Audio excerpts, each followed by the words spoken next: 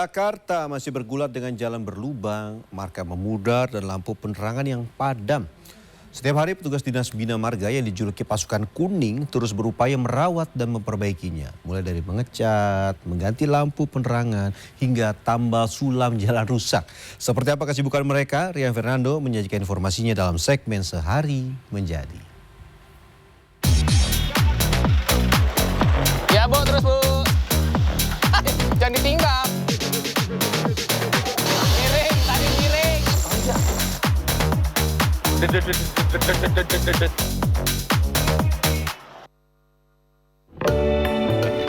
Kalau Anda pernah melewati jalan yang baru ditambal, marka yang baru dicat, atau lampu jalan yang kembali menyala, disitulah pasukan kuning bekerja. Di lapangan, suara mesin pemadat bercampur dengan panasnya aspal, sementara truk-truk hilir mudik mengangkut material perbaikan. Setiap hari, mereka menghadapi jalan rusak dan fasilitas yang menua agar tetap bisa digunakan oleh jutaan warga ibu kota. Selamat datang pemirsa di segmen Sehari Menjadi. Kita akan mulai kegiatan yang luar biasa pada episode kali ini. Kita akan begadang dari terang, gelap, sampai terang. Selengkapnya dalam segmen Sehari Menjadi. Siap Bang! Pekerjaan dimulai sejak siang dari ruang kontrol, memantau indikator lampu jalan. Saat senja tiba, ribuan lampu menyala sekaligus, sementara titik merah menandakan masalah yang harus segera diperbaiki. Kalau jadi pasukan kuning harus kuat-kuat menahan rasa kantuk dan rasa malas.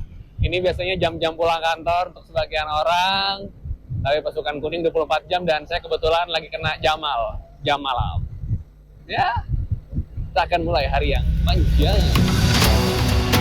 Di timur Jakarta, tepatnya di Pulau Gebang, ada satu lampu jalan yang entah mengapa tidak menyala. Padahal, lampu ini berfungsi menerangi kendaraan yang melintas di Jalan Dr. Sumarno, ruas jalan yang nyaris tak pernah sepi hingga dini hari. Bagi pengendara, lampu yang padam bisa menjadi gangguan, bahkan berpotensi membahayakan. Kan ini kan panel kita kan ada timer tuh untuk mengatur nyalanya, nyala jam 6 sore, mati jam 6 pagi. Tadi Timernya rusak, kita harus ganti timernya. Sementara ini di manual dulu. Setelah itu, kami bergegas ke kawasan Pondokopi, Duren Sawit, Jakarta Timur. Di tempat ini ada laporan warga tentang lampu jalan yang mulai menguning dan tidak terang seperti biasanya. Pasukan kuning segera memeriksa untuk menentukan apakah lampu harus dibersihkan, diganti komponennya, atau lampu langsung diganti. saya diajarin sama abang-abangnya ini untuk pemanasan. Jadi, ya Bu, terus Bu, sini Bu.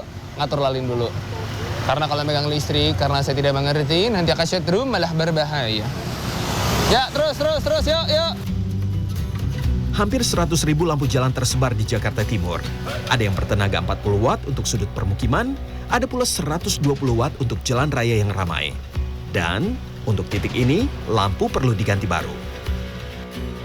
Kadang kendalanya kita kalau cuaca hujan, warga minta cepat-cepat diganti tuh lampu CRM.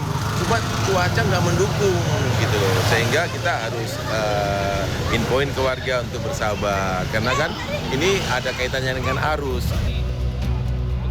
Kami terus melangkah masuk ke area yang lebih terpencil. Karena medan yang tidak memungkinkan, kami harus meninggalkan kendaraan dan melanjutkan perjalanan sambil menggotong tangga. Ya, terus. Estafet dulu. Oke. Kalau yang masuk ke dalam begini, gotong manual. Usai urusan lampu selesai, kami berpindah ke titik berikutnya untuk pemeliharaan jalan. Lokasinya sangat strategis, menjadi jalur sibuk yang dilalui kendaraan dari stasiun KRL Cakung, terminal bus Pulau Gebang, hingga bus Transjakarta. Bang, saya tertarik. Ini jalan kenapa nih Bang? Rusaknya apa ini Bang? Ini rusak kan karena plasnya ini adalah haus berat yang sudah disertai dengan ambles. Ada keretakan-keretakan kasar. Nah, makanya akan kita lakukan, kita akan cutting dan patching setelah itu. Mesin pemotong aspal pun mulai meraung. Dengan suara berderak, pisaunya mengiris aspal lama sedalam 4-5 cm. Alat ini yang disebut aspal cutter adalah kunci untuk memisahkan lapisan yang rusak. Tanpa proses ini, aspal baru tidak akan bisa merekat sempurna dan jalan pun tak akan bisa kembali kuat. Miring, tadi miring.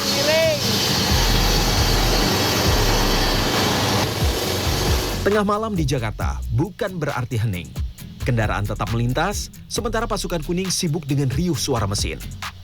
Waktu jadi lawan, fajar jadi batas. Karena bila sudah terang, dikhawatirkan terjadi kemacetan panjang. Abang.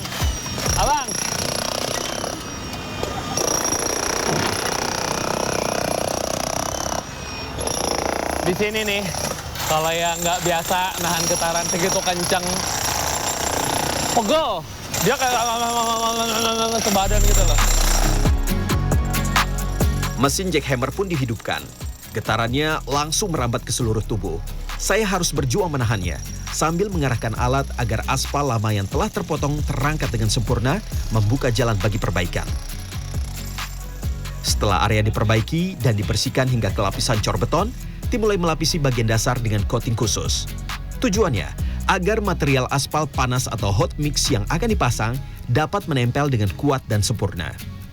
Ini yang berasa, dia tuh nyengat. Dan saya kayaknya akan tertipu kalau nggak dikasih tahu. Kalau ntar udah kering dia akan lengket banget katanya. Kayak kalau kena sepatunya begitu dan ntar bentukannya. Puncak dari pekerjaan ini adalah hot mix. Hot mix adalah material aspal panas, campuran antara agregat, batu, dan pasir dengan aspal yang dimasak di suhu tinggi. 175 derajat Celcius. Mateng kalau kena. Setelah diaplikasikan, hot mix akan menjadi lapisan baru yang merekatkan kembali jalanan yang rusak. Bang, ini kayaknya masih ke tipisan ya? Kurang nggak sih? Masih kurang dikit? Tuang lagi dari sana. Dan ini panas banget ya karena di atas 150 derajat. Asapnya sampai muka. Waktu menjadi faktor utama. Hot mix harus diaplikasikan saat panasnya ideal, di atas 120 derajat Celcius agar mudah dibentuk.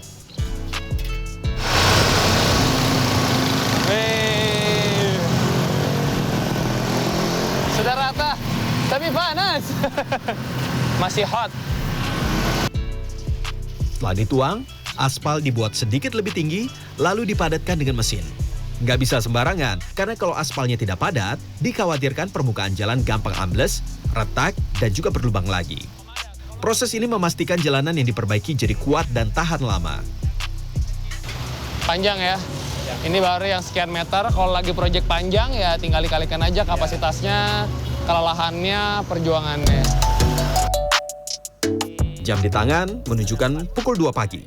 Masih ada satu titik jalan yang menunggu diperbaiki. Di tengah dinginnya malam, secangkir kopi menjadi teman istirahat singkat kami.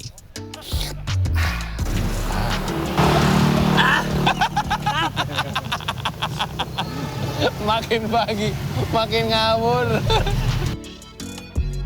Para petugas yang tergabung dalam satu tim ini tak jarang harus menghadapi cemoohan atau caci maki dari pengguna jalan saat sedang bertugas. Di tengah upaya mereka memperbaiki jalan, respon negatif sebagian pengguna jalan menjadi makanan sehari-hari. Kadang-kadang kata-kata kotor sampai minimal kata-katanya, woi, kok kerja bikin macet gitu kan. Padahal kita sedang merapikan jalan.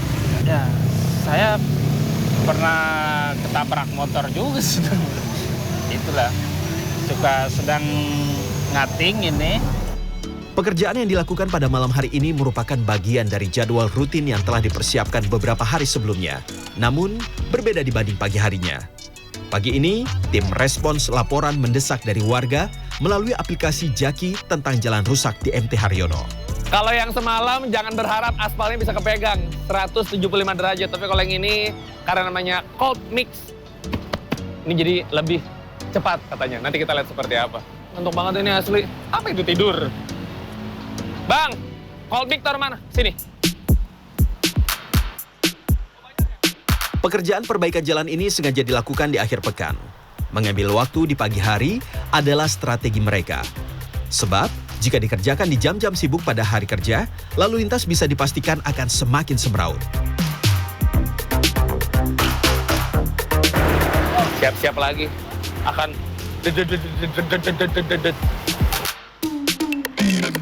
Meski lokasi berbeda, pekerjaan perbaikan jalan yang dilakukan kurang lebih sama. Sebuah lubang tidak boleh langsung ditambal, namun harus dipotong terlebih dahulu. Aspal lama yang bermasalah harus dibuang, dan lapisan dasarnya harus diberi perekat khusus sebelum ditambal dengan aspal baru. Jika sebelumnya tim menggunakan hot mix, kali ini mereka menggunakan cold mix yang tidak memerlukan suhu tinggi dan bisa diterapkan langsung. Tapi kalau misalkan skala besar, dia pakai cold mix, gimana tuh? Pakai cold mix, luar biasa. Itu akan lebih memakan banyak waktu.